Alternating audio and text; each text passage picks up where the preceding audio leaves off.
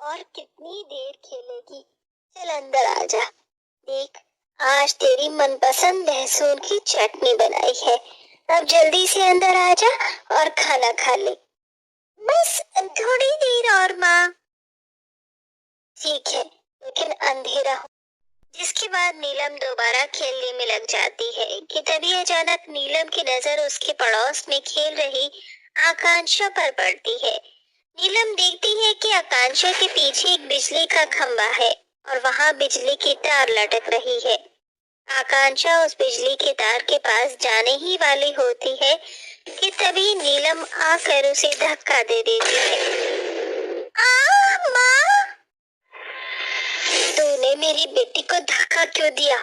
आकांक्षा बेटा, तुम ठीक तो हो ना? मैंने जानबूझकर धक्का नहीं दिया है। ये देखो, यहाँ पर बिजली की तार लटक रही है। अगर आकांक्षा इस बिजली की तार को छू लेती तो उसे करंट लग जाता, इसीलिए मैंने इसे धक्का दे दिया। ले जाती है। नीलम को अपनी मदद करता देख नीलम आकांक्षा को अच्छी लगने लगती है, जिसके बाद इन दोनों बच्चियों में दोस्ती का एक नया रिश्ता शुरू हो जाता है। नीलम, आज फ्रेंडशिप डे है। ये देखो, मैं तुम्हारे लिए कितना प्यारा ब्रेसलेट लेकर आई हूँ। इस ब्रेसलेट को तुम कभी मत उतारना, ये हमारी दोस्ती की निशानी है। मैं इस ब्रेसलेट को कभी नहीं उतारूंगी। देखो, मैं भी तुम्हारे लिए की बेटी होती है। वहीं आकांक्षा के पिता का बहुत बड़ा बिजनेस होता है। नीलम और आकांक्षा की दोस्ती आकांक्षा के अमीर परिवार को बिल्कुल पसंद नहीं थी, लेकिन आकांक्षा नीलम से अपनी दोस्ती बरकरार रखती है और ऐसे ही आज ये दोनों सहेलियां बड़ी हो जाती हैं। अरे आकांक्षा बेटा, तुम यहाँ, वो भी इतनी सुबह सुबह?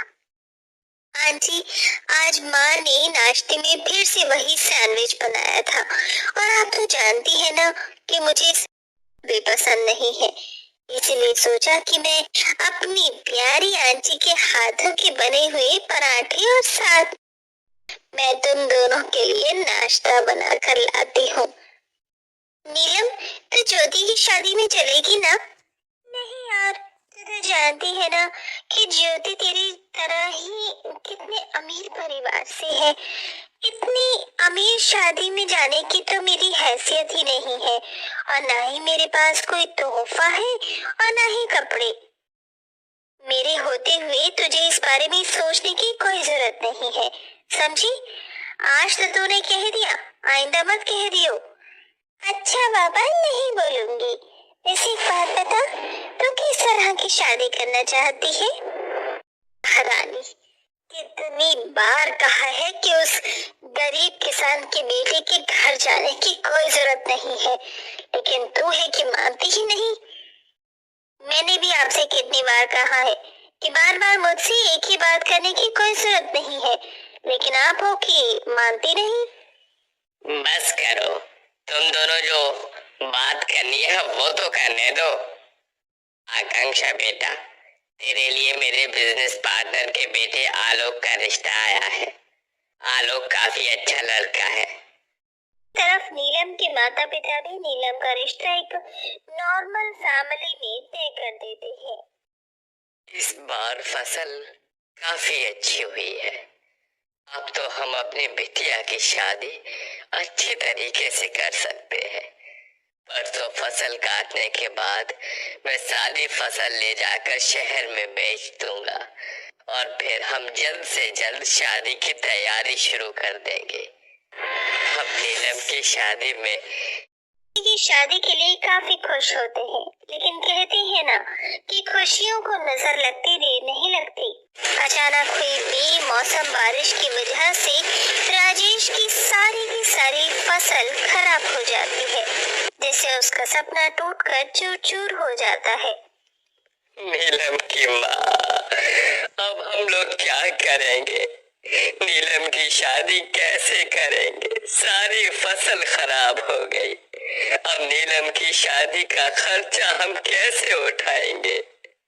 सब ठीक, अपने माँ बाप की ऐसी हालत नीलम से देखी नहीं जाती, लेकिन नीलम इस बारे में अपनी सहेली से कुछ नहीं कहती और बिना चेहरे पर दुख लिए आकांक्षा की शादी की रस्मों में शामिल होती है। नीलम, आज तो तेरी भी हल्दी है ना, लेकिन तू अपनी हल्दी लगवाने की बजाय यहाँ मेरी हल्दी पर आई है। वो क्या है ना, मुझे ना हल्दी से एलर्जी है, इसीलिए मेरी माँ को हल्दी की रस्म करने से मना कर दिया मैंने। अच्छा ठीक है, लेकिन तू क्या अपनी सहेली की हल्दी इतनी ही सूखी सूखी बनाएगी? बेटा हमें माफ कर दे, हमने भी सोचा था कि तेरी शादी की सारी रस्में धूमधाम से करेंगे, लेकिन माँ मैं खुश हूँ। मैंने तेरे लिए ये हल्दी का लेप बनाया था, बैठ, मैं ही तुझे अपने हाथों से हल्दी लगाकर ये हल्दी की रस्म को पूरी करती हूँ। जिसके बाद आंचल आंखों में आंसू लिए अपनी बेटी नीलम को हल्दी लगाती है। ऐसे तेरी मेहंदी तो काफी सुंदर लग रही है। हाँ, लेकिन तूने अब तक मेहंदी क्यों नहीं लगवाई? तुझे तो मेहंदी लगाना बहुत पसंद है ना? ऐसा रात में करूंगी। चल मैं चलती हूँ, वो शादी की तैयारियां भी तो करनी है। आकांक्षा को अब नीलम पर शक होने लगा था, जिसके चलते वो नीलम का पीछा करती है और उसके घर आती है, जहाँ वो देखती है अब हम लोग क्या करें? शादी को सिर्फ एक दिन है, कल बारात आने वाली है। बारातियों के सामने तो हमारी नाक ही कट जाएगी। समझ आती है, जिसके बाद आकांक्षा वहाँ से चुपके से निकलकर अपने घर आ जाती है। आकांक्षा बेटा, तू ये क्या कह रही है? हम ऐसा नहीं कर सकते। उस गरीब की शादी ही हम तेरे मंडप में करवाएंगे क्या? भूलिए मत, अगर बचपन में नीलम उस बिजली की तार से मुझे दूर नहीं करती तो शायद आज मैं आप लोगों के साथ न होती। आशा और रंजीत शर्म से अपना सर झुका देते हैं, जिसके बाद वो आकांक्षा की बात मान जाती है। आकांक्षा, तू यहाँ? इस शादी के जोड़े में तो तू काफी सुंदर लग रही है। हाँ, ये मेरी माँ का जो है। चल अब मेरे साथ। लेकिन कहाँ? तू चल तो सही। आकांक्षा नीलम का हाथ पकड़ती है और उसे अपने मंडप की तरफ ले जाती है। तू मुझे यहाँ क्यों ले आई? तुझे तेरा शादी का मंडप पूरा गुलाब के फूलों से सजा हुआ चाहिए था ना? देख, मैंने ये पूरा मंडप गुलाब के फूलों से सजवाया है। मैंने कल तेरी और अंकल की सारी बातें सुन ली थी। मुझे बहुत बुरा लगा जो तूने मुझसे इतनी बड़ी बात छुप। क्यों? हाँ, और मेरे माता पिता भी यही चाहते हैं कि तेरी शादी इस मंडप में हो। आकांक्षा की बात सुन नीलम को यकीन नहीं होता, जिसके बाद आकांक्षा नीलम को मंडप में ले जाती है और उसकी शादी करवाती है। जिसके बाद उसी मंडप में आकांक्षा की भी शादी होती है और इसी तरह एक ही मंडप में दोनों सहेलियों की शादी हो जाती है। आकांक्षा बेटा, अगर तू न होती तो आज तो हमारी बहुत बेइज्जती हो जाती। मैं भी तो आपकी बेटी हूँ और मैं अपने माता पिता की बेइज्जती। शादी के बाद भी दोनों सहेलियां अक्सर एक दूसरे से मिला करती थी, जिससे उनकी दोस्ती हमेशा बरकरार